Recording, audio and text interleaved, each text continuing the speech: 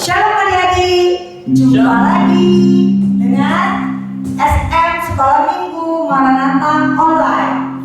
Cece percaya pagi ini kalian sangat antusias untuk memuji Tuhan. Amin. Amin. Nah, oke kok. Sebelum kita memulai, yuk kita ajak sama-sama kita berdoa dulu ya kok. Oke, mari tundukkan kepala. Sikap doanya mana? Lipat tangannya. Bapak di surga, terima kasih kami boleh berjumpa kembali Tuhan di SM online kami Tuhan, Maranatha Tuhan. Terima kasih Bapak, terima kasih kami percaya Tuhan, kami diberikan kekuatan, kesehatan yang datang daripada Engkau. Terima kasih buat kasih setiamu, buat anugerahmu yang selalu baru yang Kau berikan bagi setiap kami Tuhan. Kami percaya adik-adik di rumah Tuhan sudah sangat antusias untuk datang memuji dan memuliakan nama-Mu. Biarlah Tuhan, kami menyerahkan pagi hari ini Tuhan untuk kami boleh datang meninggikan Engkau, memasyurkan nama-Mu, memuliakan nama-Mu di muka bumi ini Tuhan. Terima kasih Bapa, terima kasih Tuhan Yesus.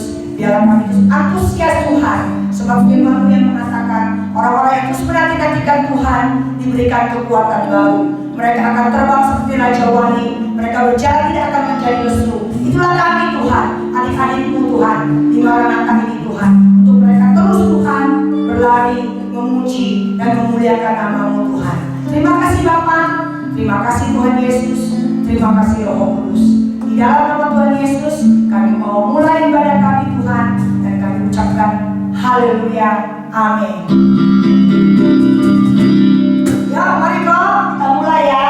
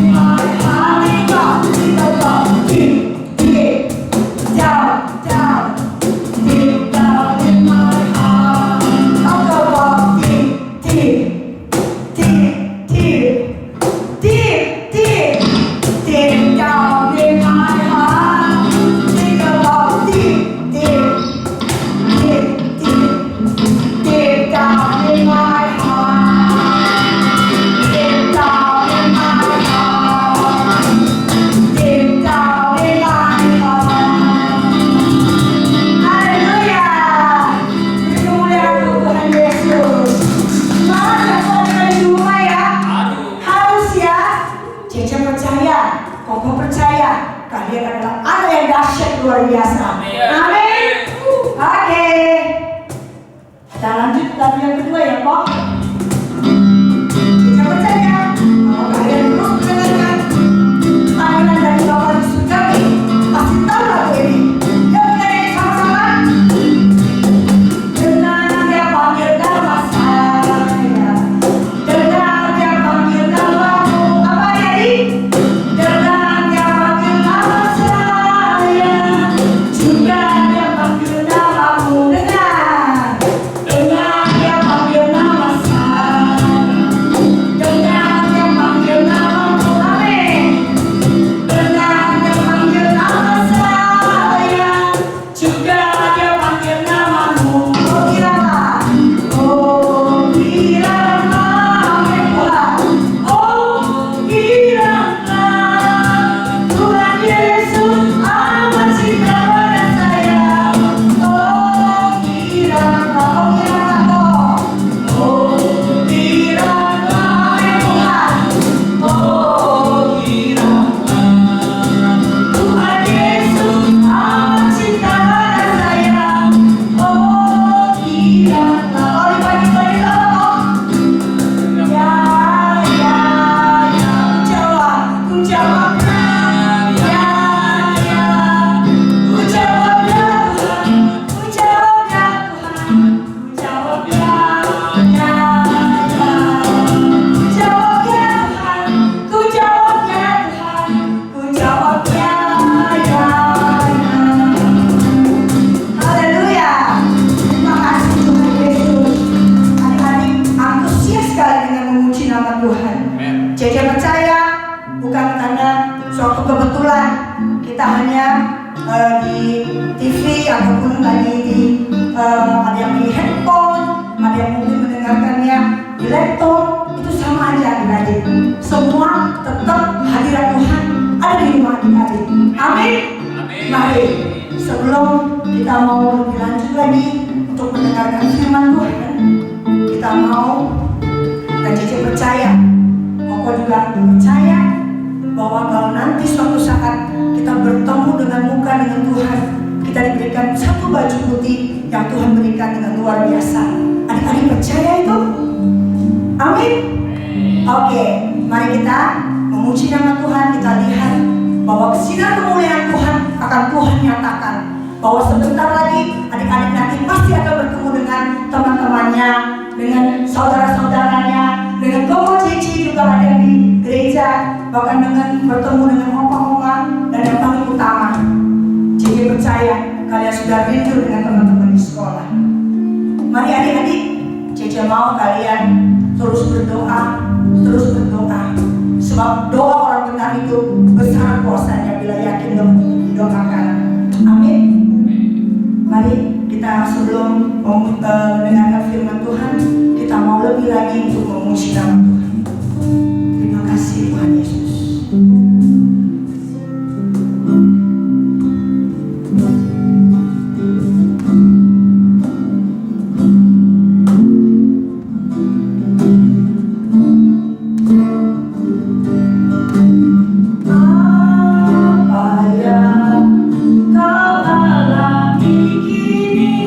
Mungkin tak dapat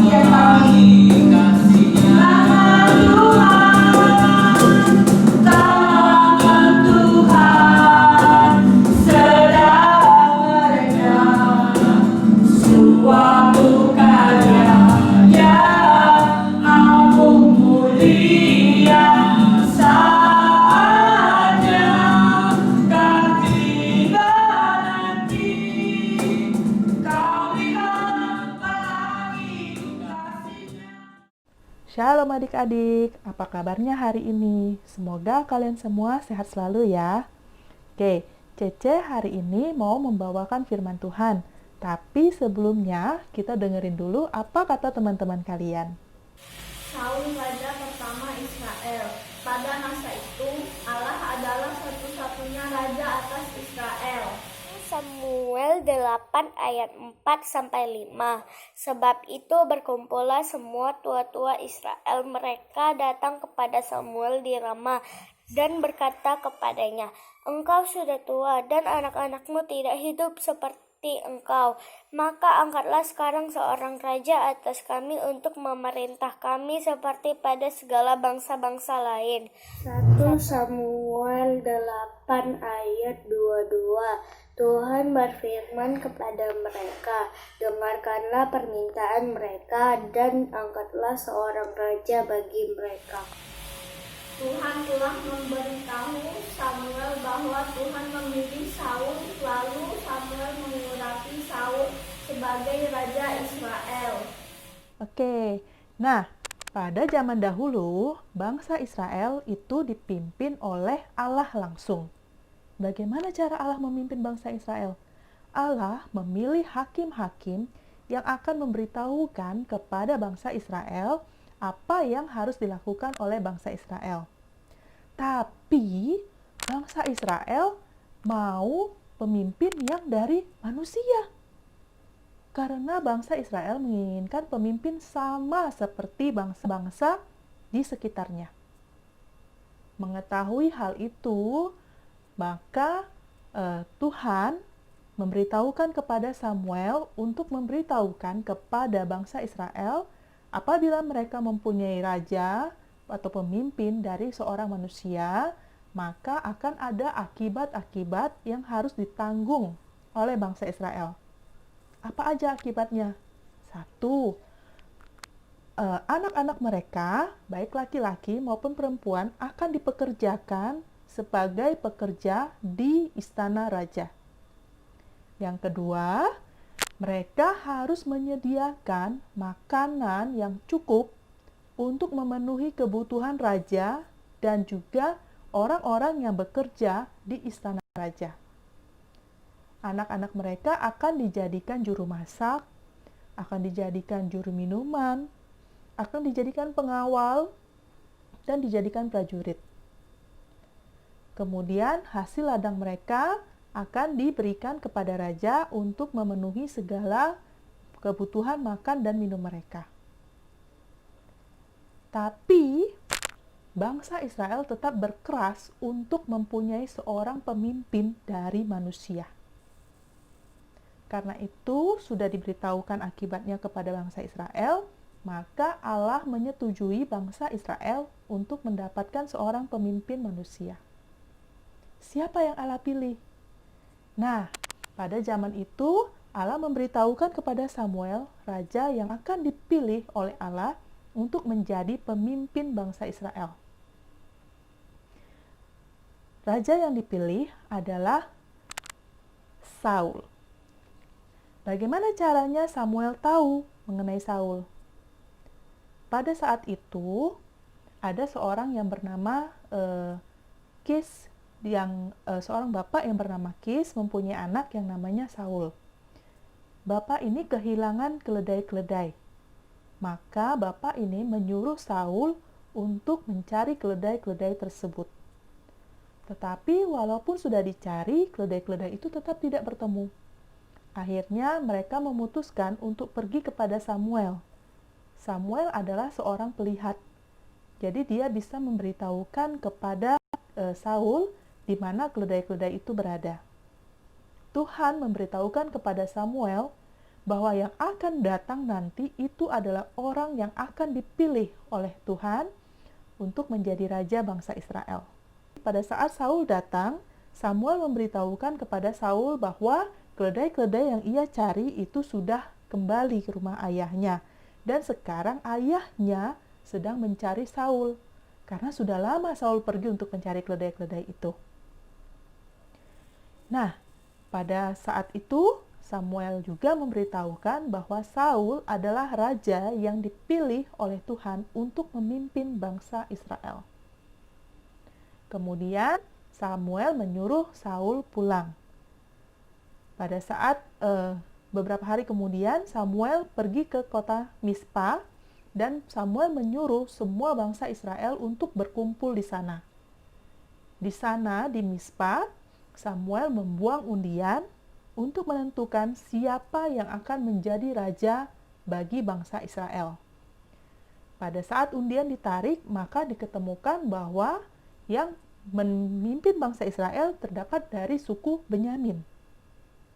Lalu, dari suku Benyamin ditarik lagi siapa saja kepala keluarga di suku Benyamin tersebut. Kemudian ditemukanlah dari dari kepala keluarga Matri. Dari kepala keluarga ini dipilih lagi siapa orangnya di dalam keluarga itu yang akan dipilih Allah menjadi raja Israel. Setelah diundi, keluarlah undian yang memilih Saul bin Kis untuk menjadi raja pertama bangsa Israel. Adik-adik tahu nggak apa aja sih tugas raja itu?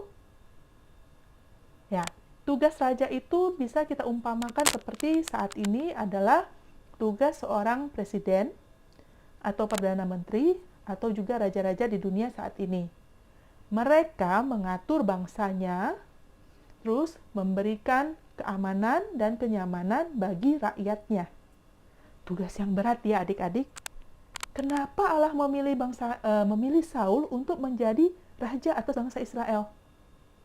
Oke, Cece mau kasih tahu rahasianya. Yang pertama adalah kepatuhan. Saul adalah anak yang patuh. Pada saat ayahnya kehilangan keledai, kemudian Saul disuruh pergi untuk mencari keledai tersebut, Saul tidak mengeluh. Saul langsung pergi mencari keledai tersebut.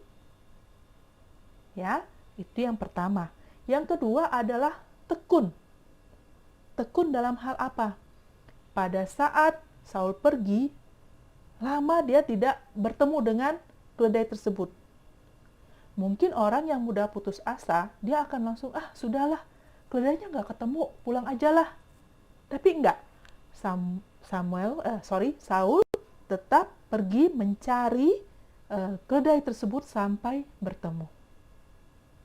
Yang ketiga adalah dia punya rasa tenggang rasa. Tenggang rasa artinya kita boleh ikut mengerti perasaan orang lain. Jadi sesudah beberapa hari Saul pergi untuk mencari keledai, tapi keledainya tetap tidak diketemukan. Saul merasa khawatir. Khawatirnya kenapa? Khawatir nanti ayahnya menjadi khawatir sama dia. Maksudnya nanti bukan karena ayahnya malah nggak memikirkan keledainya lagi, tapi nanti malah ayahnya malah takut Saul kenapa-kenapa di luar sana. Jadi supaya ayahnya tidak khawatir, Saul berpikiran untuk pulang. Cuma sebelum pulang, mereka mampir dulu ke rumah Samuel untuk mengetahui di mana keledai-keledai tersebut. Yang keempat, Saul punya rasa rendah hati. Mengapa Cece bilang rendah hati? Karena pada saat Samuel sudah mengurapi Saul menjadi raja, waktu Samuel pergi ke Mispa untuk membuang undi dan juga memberitahukan bahwa Saul yang menjadi raja, kan Saul sudah tahu duluan tuh kalau dia sudah dipilih Allah untuk menjadi raja. Tapi Saul tidak menyombongkan diri. Dia nggak pulang ke rumah dan bilang, "Ayah, aku dipilih Samuel menjadi raja." Enggak. Dia tetap menunggu Samuel memberitahukan kepada semua rakyat, semua bangsa Israel, kalau yang dipilih Tuhan adalah Saul. Nah, adik-adik, kita kalau mau menjadi pemimpin, kita harus punya 4 hal ini. Ingat nggak apa aja tadi? Kepatuhan, tekun, tenggang rasa, dan rendah hati. Ya, bagaimana caranya untuk kita dapat keempat hal itu. Caranya adalah kita meminta kepada Tuhan supaya kita diberikan keempat hal tersebut. Tapi bukan cuma meminta, kita juga harus melakukan sesuai dengan apa yang kita minta.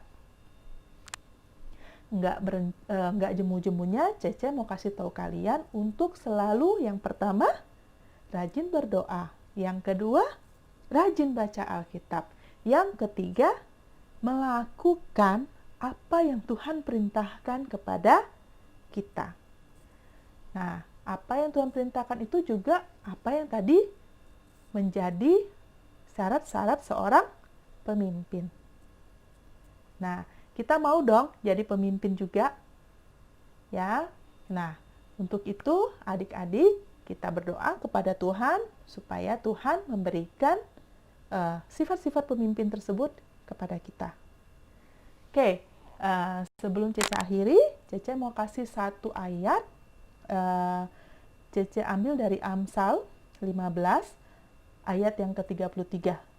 Bunyinya, takut akan Tuhan adalah didikan yang mendatangkan hikmat. Dan kerendahan hati mendahului kehormatan. Sebelum kita tutup firman Tuhan hari ini, kita dengarkan dulu yuk doa penutup dari teman kita. Mari kita berdoa. Terima kasih Tuhan Yesus kalau kami sudah boleh mendengarkan firman-Mu. Biarlah kami yang mendengarkan dapat melakukannya. Roh Kudus tolong kami. Terima kasih Bapa, berkati kami semua di dalam nama Tuhan Yesus. Kami berdoa dan mengucap syukur. Amin. Sampai bertemu lagi minggu depan. Dadah.